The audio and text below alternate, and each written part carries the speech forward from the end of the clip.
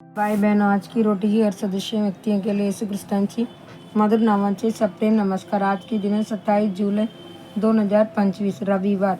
विजयामध्ये चालत राहा, कारण आपला संघर्ष का रक्त मांसाची विरुद्ध नाही, तर राज करतोय अधिकारी या अंधाराची जगाच्या शक्ती आणि स्वर्गातील दुष्ट आत्मिक सैतानाच्या विरुद्ध आगे.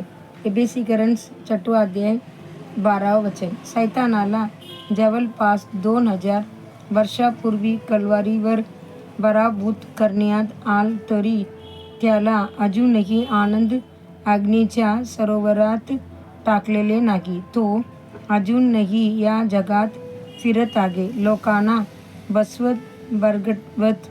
परमेश्वर येशू ख्रिस्त या जगातून जाण्यापूर्वी आपल्या लोकांना आपले अधिकार, सामर्थ्य आणि अधिराज्य दिले आणि स्पष्टपणे जाहीर केले. माझ्या नावाने ते दुष्ट आत्मे काकलून लावतील, नवीन भाषा बोलतील, साप उचलतील, विष प्याल तरी काहीच होणार नाही, आणि जेव्हा ते आजाऱ्यावर हात ठेवतील ते बरे होतील. मार्क 16 अध्याय 17 वचन से 18 वचन.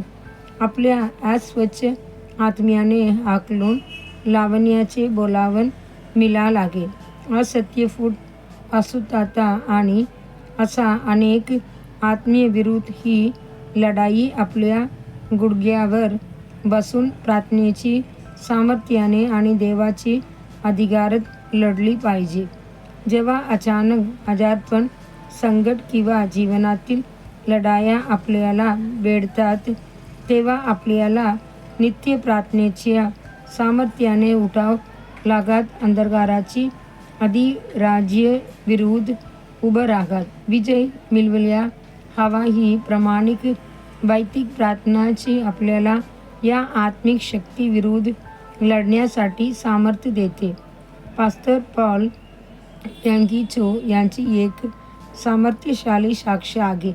एकदा अचानक निराशेचा आणि तक्रारीचा आत्मा त्यांच्यावर आला. त्यांच्या मनात विचार आला, या सेवामागेच प्रयोजन काय? मी एवढा का झगडतोय?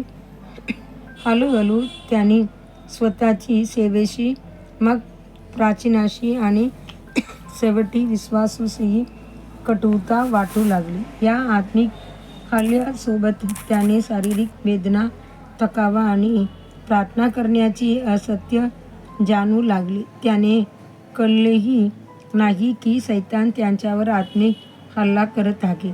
त्यांनी प्रार्थनेऐवजी विश्रांती द्यावेच ठरवले, पण त्यांची पत्नीने प्रेमळपणे त्याने झिडकारले आणि सांगितले, प्रार्थना न करता वैयक्तिक किंवा कौटुंबिक झोपण चुकीचे आहे.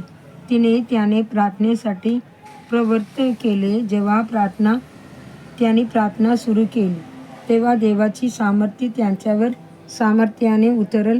त्याच क्षणी त्यांनी पाहिलं, सैतान खिडकीतून धडकून पळून जात आहे.